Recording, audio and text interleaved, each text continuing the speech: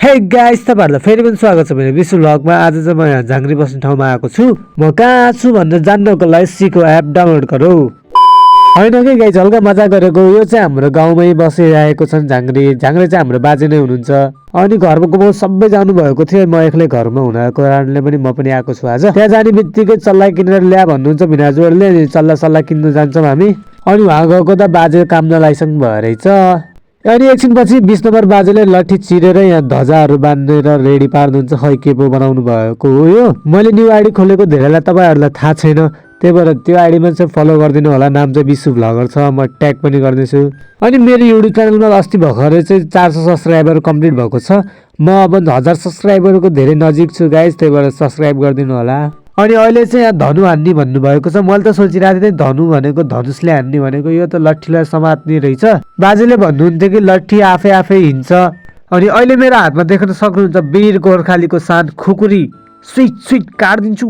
अहिले चाहिँ बाजेले आफ्नो शरीरमा देउता ल्याइसक्नु भएको छ। अनि अहिले चाहिँ बाजे आफै लट्ठीले हिँडाइरहेको छ बाजेलाई। अनि घरभित्र भूत हुनको कारणले चाहिँ अनि भूतलाई चाहिँ भगाउनको लागि यस्तो सब गरिएको हो अरे।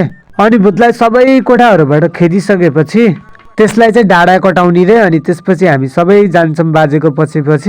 अनि बाजे चाहिँ एक ठाउँमा रोकिनुहुन्छ। अनि त्यसपछि एकछिन यो काठलाई हल्लाएर झट्ट फाल्दिनुहुन्छ। अनि त्यो काठलाई चाहिँ चाट दुई जोडीमा काट्नुहुन्छ शिवराज दाइले। अनि अघिनाको ध्वजावाला लट्ठी चाहिँ यहाँ काट्नुभयो। अनि त्यो अघिना हामीले लिएर आएको कुखुरालाई चाहिँ ठ्याक्क हाँसीमा राखेर बलि चढाइयो। अनि कुखुराको त्यो नङसङ अनि मुखको त्यो चुच्चो काटेर त्यही राख्दो रहेछन्। अनि एकछिनमा हामी सब त्यहाँबाट फर्केर आउँछौँ। घर आइसकेपछि फलामको पनियो तताएर अनि हातखुट्टामा तेल लाएर हान्नुपर्ने चलन रहेछ।